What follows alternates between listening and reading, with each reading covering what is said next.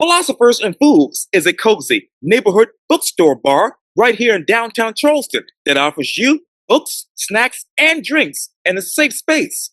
Today, I talk one on one with the co owners of the bar, Michael Bourke and Jenny Ferrara, for this edition of Quintin's Close Ups. And if you haven't already, subscribe to my YouTube channel and like Quintin's Close Ups on Facebook. Jenny Ferrara and Michael Bourke, welcome to Quintin's Close Ups. Excited to be here. Yeah, thanks for having us. Oh, I appreciate it greatly. Needless to say, you all are the co-owners of Philosophers and Fools, which is a cozy neighborhood bookstore bar in Charleston, right down the street here on Bogart Street. And of course, it was created by you all who love to sip a glass of wine or a craft beer while reading a book.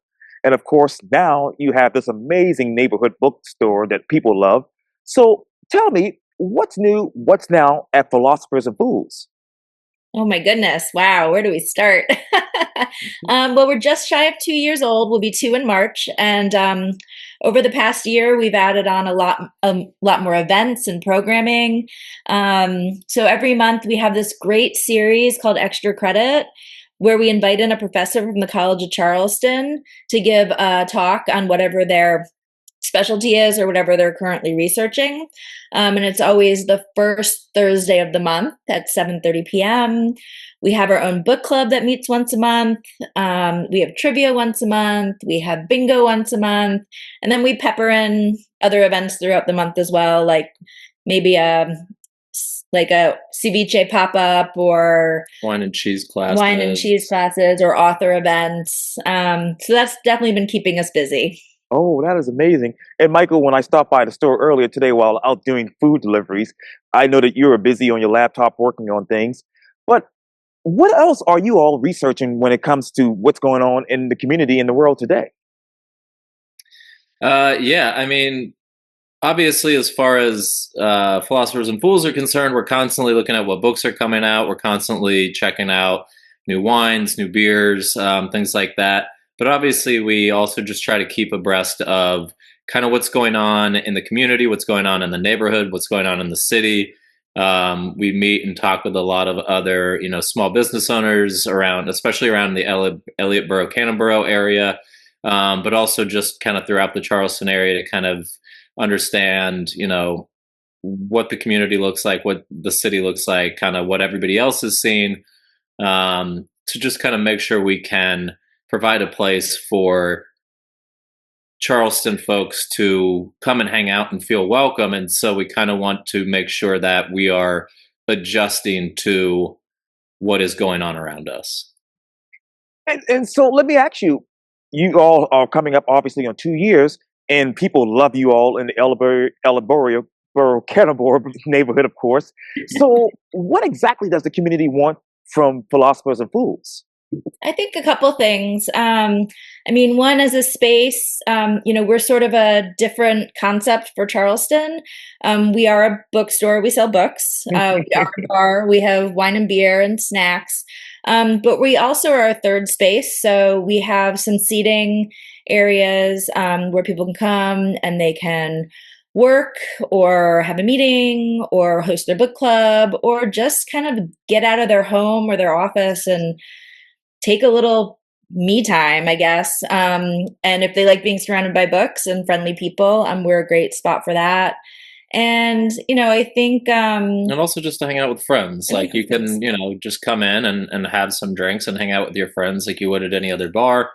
You can also host a club of sorts. We mentioned book clubs, but also, if you guys wanted to come and hang, we've had, mahjong groups come hang out. We've had groups come and play, role player games and things like that. So we, again, just want to kind of provide a clubhouse of sorts for folks around the community where you can come and hang out and maybe get some beverages and some snacks.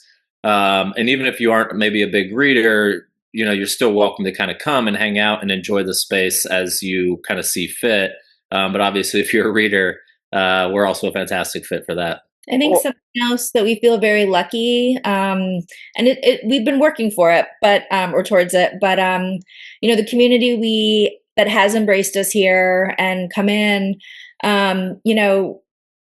everyone is so nice and wonderful. And one of my favorite things is when I see two people that don't know each other that are either sitting like in the couch area where we are right now, or browsing books, or sitting at the bar, and they strike up a conversation. And it could be about books and what they're reading, but it could just be something about being in the neighborhood or being here or favorite restaurants in town. And I just really love that we're a place where people feel comfortable just having conversations and meeting new people, and kind of being open to getting to know their community a little bit.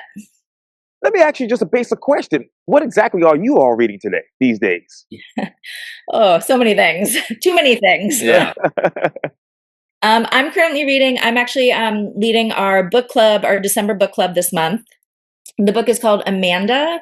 The author is H.S. Cross, and H is Heather. She actually lives in Savannah, so the author will Yes. be one story based in England. Wow, that is really amazing. In a book called A Guardian and a Thief, which was an Oprah Book Club pick. It was shortlisted for the National Book Award. But it is a super interesting story about an Indian mother trying to get her father and daughter to the United States in the not so distant future where climate change has really impacted India. But a thief steals their passports a few days before their flight, and so they're trying to track down the passports and See what happens. Yeah, exactly. Yeah. Well, unfortunate. I know it's fiction, but yeah, those things unfortunately do happen, and we wish it didn't happen. But that's the crazy world that we live in. By the way, I'm hoping to go back any day now to Savannah. I love Savannah. It's just something about that place that's so peaceful. But well, how many books do you all have inside your location?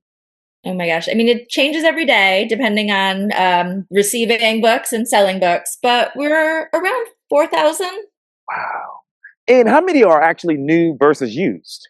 So we have no used books. We're all new, but we do have a pretty deep backlist, meaning we'll have the new releases and the bestsellers, but we want to have a wide variety of books and genres. So there's maybe something that Michael, a lot of what he reads is books that he's been wanting to read for years and years and just hasn't gotten to. So, we can have classics as well as, maybe the classics that were in the 70s or the 80s, and authors of all, genres and interests. Wow. So you talk about the genres, and you talk about the authors, and you talk about the interests. So who is your demographic? We hope everybody. Yeah. We really do see a pretty wide swath of people, not just hanging out, but also the types of people who have kind of become our regulars. We have retirees who come in for their book clubs and or just to kind of meet up with friends or to get books. We have a lot of college kids and MUSC students who come in to study, or usually it's maybe start with a coffee, do some study, and switch over to wine.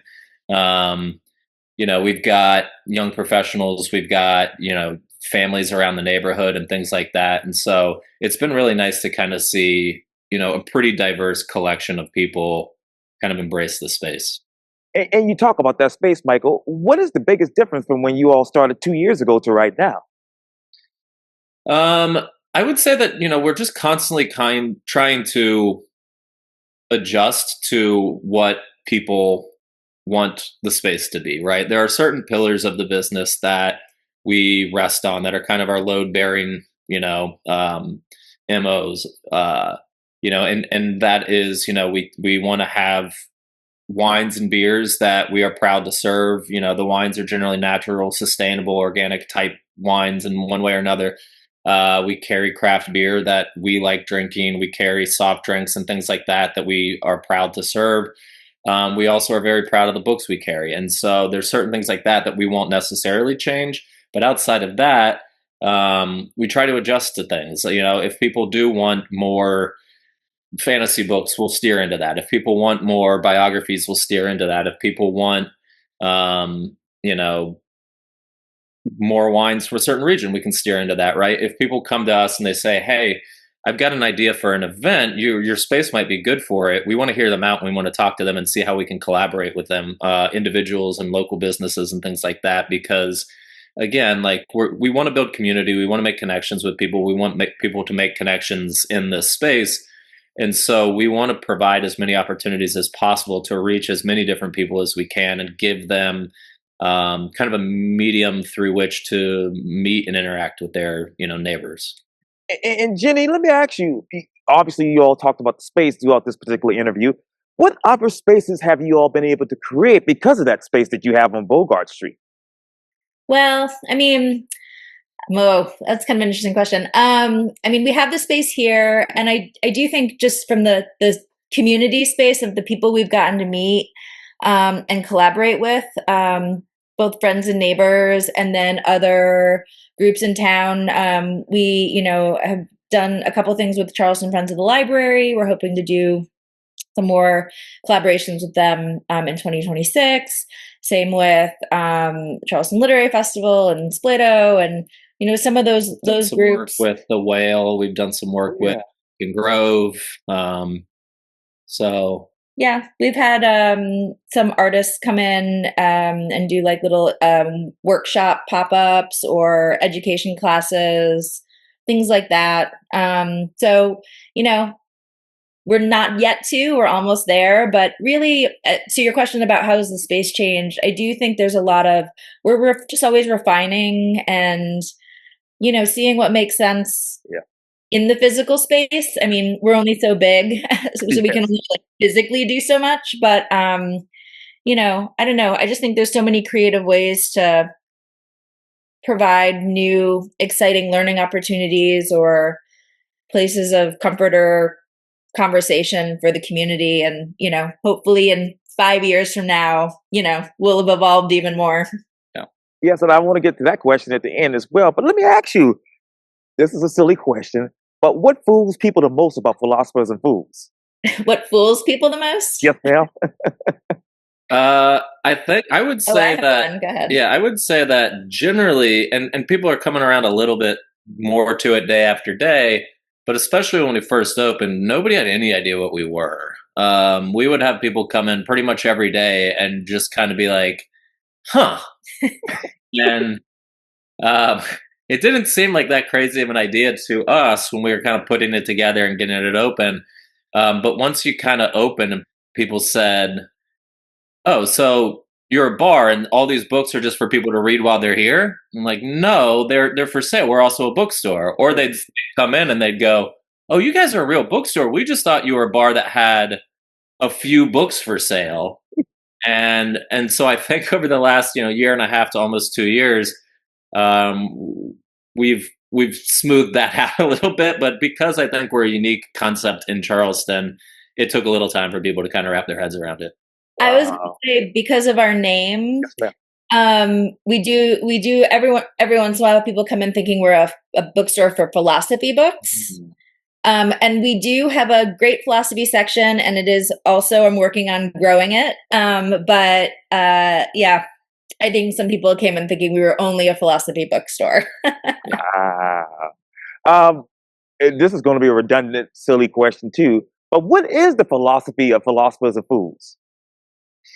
Just to create a space where people can hang out with their neighbors, create community over, drinks and snacks and books that, can open their mind or bring them pleasure and just kind of facilitate a good time and a time of making connection with one another, not just coming in and, being one thing. We want to be multiple things to multiple people and facilitate the ability for people to grow their relationships, have, good conversations, meet their neighbors and all that kind of thing. You talk about, obviously, growth in that particular answer right there, Michael. As you know, and as your wife knows, Charleston is growing tremendously by the day. Do you hope to expand elsewhere? Oh my gosh. Let's get past our second birthday. Yeah, right. That's right. Yeah, I'm going ahead. I'm sorry. That might be cart before the horse. Yeah, it's right. a dream. It's another thing to actually have the bandwidth and the money to do it. Yeah. Yes, absolutely. What is your most requested genre? I think it ebbs and flows. I feel Probably like also is seasonal. I mean, seasonal, you yeah, know, in spring, summer, we're probably selling a lot more romance and fantasy because people are kind of and taking thriller. things to the beach and whatnot. Yeah, and thriller. Yeah. In the winter, people do kind of want the bigger, tougher reads because they're going to hibernate with a big, dense book that they've been putting off for a while. Yeah. But I feel like our fantasy sci-fi section has probably been consistently pretty strong, as well as just Yeah, if not our contemporary fiction. yeah, if not our best-selling section, it's definitely regularly in the top 3. Yeah. Wow. And so, if anybody hasn't been over to the Bogart Street location, how do they go about that? There's a couple ways. We're located on the corner of Bogart and Rose, 1 block from Vern's, and a couple blocks from Chubby Fish and Mini Bar. Our neighborhood's really great. There's so many great places in town. But the easiest way is if you're in the neighborhood or in one of the adjacent neighborhoods, walk on over. We're not that far. If you're driving, you can street park. It's a little confusing. The signs say 2-hour residential parking, which makes it sound like you can only park there if you're a resident. It actually means you can park there for 2 hours if you're not a resident. So street parking, and then the closest parking garage is at the Highest Place Hotel on King Street. But yeah, walk, bike, or street park. But I would say, you know, there's so much awesome stuff in this neighborhood that if your plan was just to come here and you're thinking, well, that parking garage is a little further than I wanted to go, I would still implore you, if you can't find street parking, go park at the parking garage because you can stop in our place. You got Roseline a block away, you got Vern's a block away, Kultura's right around the corner, the Nook's right around the corner. They're, you know, Tiny Tassel and Paper Canopy and taxidermy, and there's just a fantastic collection of businesses in this neighborhood. So I would say if you are planning on popping in here, give yourself a little extra time and wander around the neighborhood. Oh, absolutely. And I don't even know if this is doable, but is it possible for people to actually purchase books on your website? Yes, our website is e-commerce. So we do have a little note on our website, though, that everything listed on our website is what we can get. It's not necessarily what we have in store. So if you do have a time crunch, it's probably best to call or text us to see if we have it in store. But if you don't need it for 2 weeks, just order on our website and you can choose either in-store pickup or your shipping option of choice. Wow, that's really, really amazing. Well, Jenny Ferrara and Mike Bourke, of course, with Philosophers and Fools, thank you so much for your time. And again, welcome to Quintin's Close-Ups. Thank you, Quintin. Thanks, Quentin. Yeah, you're welcome.